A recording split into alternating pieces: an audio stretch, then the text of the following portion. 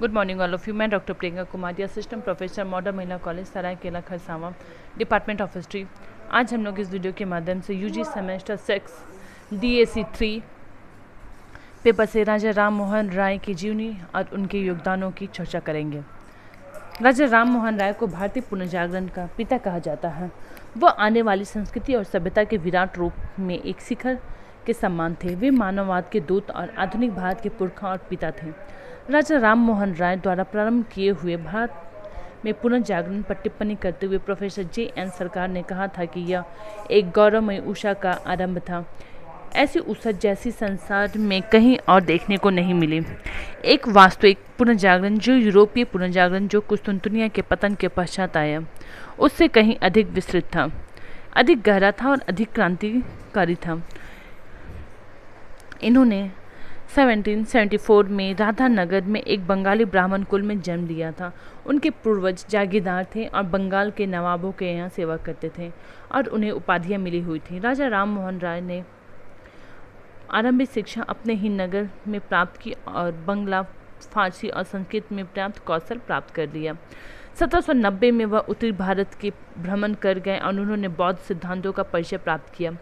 अपनी उदारवादी शिक्षा से राम मोहन हिंदू धर्म, बौद्ध धर्म और इस्लाम धर्म के सिद्धांतों से परिचित हो गए। 1803 में राम मोहन कंपनी की सेवा में नियुक्त किए गए और दिग्बी के साथ दीवान के रूप में काम करने लगे। दिग्बी महोदय ने उन्हें अंग्रेजी सिखाई और उनका परिचय उदारवादी और युक्त विचारधारा से करवाया। 1814 में राम मोहन कलकत्ता में बस गए और लोक सेवा और सुधार के एक गौरवमय जीवन का आरंभ किया। भारतीय जीवन में पश्चात सभ्यता के प्रति अपनी प्रतिक्रिया भिन्न रूप से व्यक्त की थी। एक और तो पुरानी परंपरा के लोग थे जिनमें राजे रजवाड़े और धार्मिक कट्टरपंथी थे, जो पश्चात विचारधारा की सभी बातों में तथा अंग्रेजी नीतियों में केवल अनिष्ट ही अनिष्ट देखते थे। दूसरी ओर बंगाली अतिवादी, जिन्हें लोग प्रायः तरुणा बंगाल दल भी कहते थे, जो अंग्रेजी पढ़े लिखों की पहली सीढ़ी थी, जो पश्चात विचार, सामाजिक मूल्यों, ईसाईयत इत्यादि के प्रति बहुत श्रद्धा रखती थी और भारतीय संस्कृति और धर्म के प्रति बहुत घृणा रखने लगी थी। राम मोहन राय ने दोनों के बीच का मार्ग चुना। वह पश्चात युक्त विचार, वैज्ञानिक विचारधारा, मानव सेवा के प्रति बहुत श्रद्धा रखते थे, परंतु भारतीय संस्कृति और धर्म के प्रति भी अनदेखी करने की को आदत नहीं थे। पादरी प्रचारकों के प्रचार और दुर्वचन पूर्व भाषण के प्रति उनकी प्रतिक्रिया बहुत कड़ी थी। उन्होंने बंगला हरकारू नामक मासिक पत्रिका में लिखा, यदि प्रज्ञा की किरण, जिसके लिए हम अंग्रेजों के आभारी हैं, से उनका तात्पर्य यांत्रिक कलाओं से है, तो मैं सत्य ही उनके प्रति अपनी कृतज्ञता प्रकट करने को तैयार हूँ। परंतु यदि वे विज्ञान, साहित्य और धर्म के क्षेत्र की बात करने में मैं किसी प्रकार का ऋणी नहीं हूँ, क्योंकि इतिहास को देखने से हम सिद्ध कर सकते हैं कि संसार मेरे पूर्वजों के प्रति अधिक ऋणी है। ज्ञान के लिए जो पूर्व में आरंभ हुआ और बुद्धि की देवी की कृपा से हमारे पास एक दार्शनिक और विपुल भाषा है, जो हमें उन देशों के भिन्न बना देती है, जो वैज्ञानिक और भाववाची विचारों को प्रकट करने के लिए विदेशी भाषा की सहायता के लिए काम नहीं कर सकती है। उनका हृदय और पश्चिम के उत्तम तत्वों के समन्वय में लगा था, जिसे वह समकालीन भारतीय स्थितियों में स्थापित करना चाहते थे। उन्हें सत्य ही भारत के आधुनिकीकरण के रूप में स्मरण किया जाता है, क्योंकि उनके अत्यधिक और भिन्न भिन्न कार्यों से विशेष और सामाजिक तथा धार्मिक सुधारों के कारण, पश्चिमी शिक्षा पद्धति के प्रसार के लिए किए गए कार्य के कारण, नागरिक अधिकारों के समर्थन के कारण, समाचार पत्र की स्वतंत्रता के समर्थन, संसार में संवैधानिक आंदोलन के समर्थन के कारण, इन सभी के फलस्वरूप भारत में एक उदारवादी और विश्व मित्रता की भावना तथा आधुनिक विचारधारा का सूत्रपात हुआ। समाज सुधार के क्षेत्र में तो सत्य ही यह प्रभात का तारा थे। उनका मुख्य उद्देश्य स्त्रियों के प्रति अधिक उत्तम व्यवहार करना था। अमानुषी सती प्रथा को समाप्त करने के लिए जो प्रयत्न उन्होंने किए, वे इतने विश्वविख्यात हैं कि उनका विवरण यहाँ देने की आवश्यकता नहीं है। वह समकालीन लोगों से बहुत आगे थे।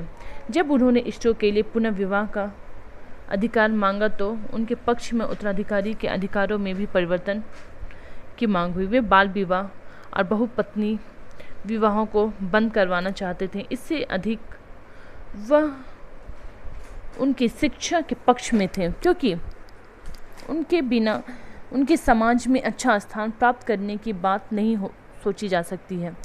उन्होंने जातिवाद पर भी प्रत्यक्ष प्रहार किया।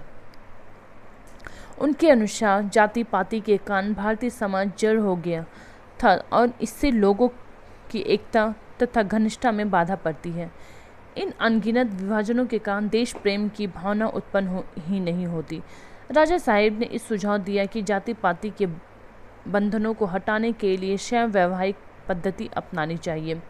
धर्म के मामले में उनके विचार उपयोगितावादी थे।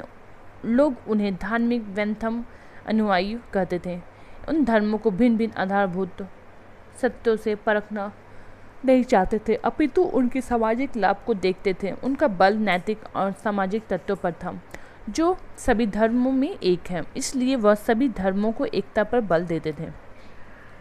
उनके विचार से ब्रह्म समाज के रूप में अपने आप को प्रकट किया। ब्रह्म समाज का उद्देश्य इस शाश्वत, अप्रिय और अचल ईश्वर की पूजा था, जो सभी धर्म कर सकते थे। जैसा कि ब्रह्म समाज के प्रन्यास पत्र से प्राप्त स्पष्ट था, इसका उद्देश्य संसार के सभी धर्मों को जाति, मत, देश इत्यादि के बंधनों से दूर कर एक ईश्वर के चरणों में लाना था।